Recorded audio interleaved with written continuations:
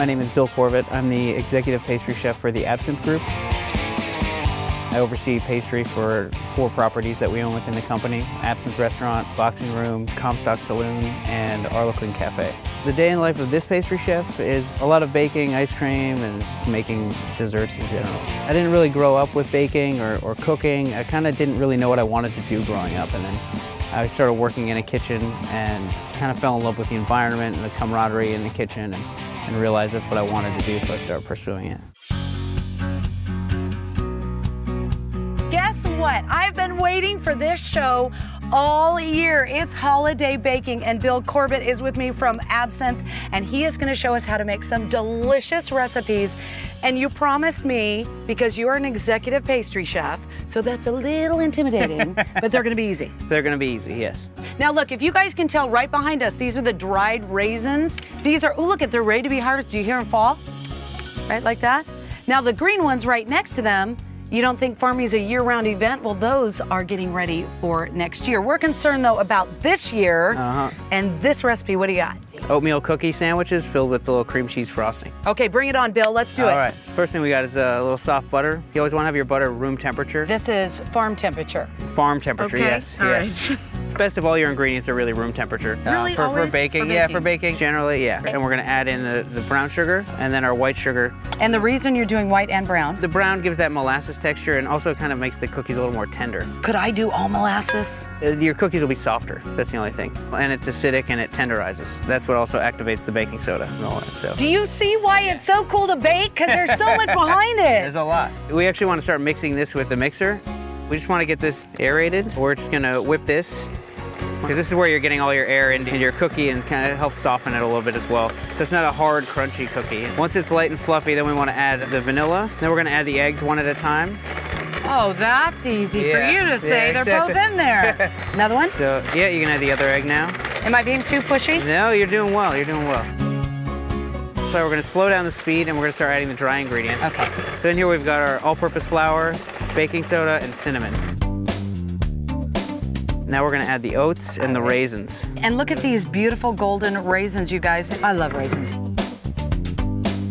Just finish it with the spatula at this point so that we don't end up over mixing. Oh, I know, because you don't want to give the beaters away so somebody can lick the beaters. Yeah, exactly. Yeah.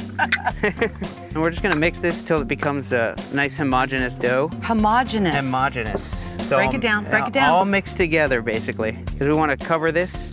You can wrap it in plastic and we can put it in the fridge. You want to let it rest a couple hours. So this is that. Exactly. Let's let everybody take a look at that because... So then this is what you have, you know, after it's been wrapped and refrigerated. Oh, doesn't that look yummy? And then what you're going to do is roll this out, probably about 1/2 inch thick.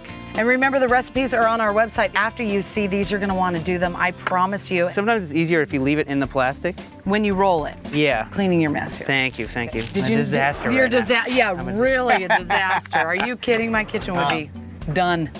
I'll start working out the corners. You're not just pressing on the same part and rolling this big, long, thin. And then you're going to throw this back in the fridge. You can actually wrap it back up Which again. is why you want to keep it in that. Yeah. Perfect. And then once it's set up, then you can pull it back out. Get some parchment paper on a sheet pan. Then you just get a ring cutter. Yes. You can use something like that, you know, like a ramekin or something you have at home. Yeah. Punch these out. And then you can take the extra dough that's left over and you can re-roll it out again. Could I eat it? You can eat it too. Not supposed to eat raw dough, but I know. I don't know about I didn't that say rule. that, and you're not supposed to eat it. Then you can move them onto the sheet pan, and then we throw that in the oven, 300 degrees, just till they're golden brown. Okay, so you have some already made. I have some already made. I'll go grab them. See, that's perfect. Nice golden brown. Nice. Oh, man. I have to say, I know there's another step, but I'd almost want to eat these. Yeah. I mean, I have to wait. So next is... So next, cream cheese frosting. It's pretty simple. How do we start? We're dealing with room temperature. We want to put the butter into the bowl. And then we're going to add powdered sugar here. Okay. Now, if I were really nice, Bill, I would share with you my grandmother's recipe because it's really close to this. But if I told you, I'd have to kill you. So I'm not sharing. All right.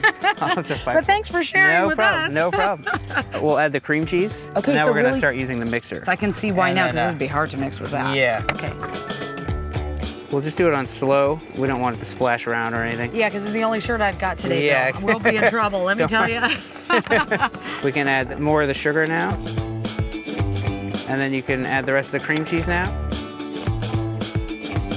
Honestly, I use this with so many things. Carrot cakes, banana cakes, you know, Yeah. these cookies. We've prepared some ahead of time, and we've got some inside a pastry bag already, ready to go. I usually put a plain tip in here. Okay. You don't have to have a tip. So you can cut the top of your glad bag and just pipe it out of a plastic. So we're gonna flip over 3 of these cookies. Not 4. Not 4. Not 2. Not 2. That'd be outright. Well, then we just have plain cookies, and you know, we really want to. Everybody has to look at how perfectly you bake them.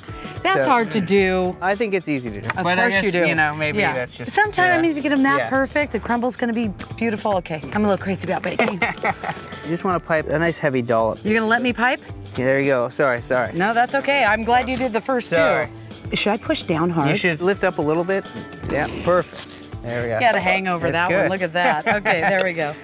So then we're just gonna take the cookies and we're gonna lay them down and just kind of wiggle them till you see it coming close to the edges. See, yours are much better. And it's a good trial. You know, it still looks good. No one's gonna turn that down. You know? That's it. That's the hero. That is it. That's what you're gonna make at home. Because I usually wrap these and I let them sit for a few hours wrapped. In the fridge or room? Just at room temperature, because what happens is the cream cheese then even softens the cookie more.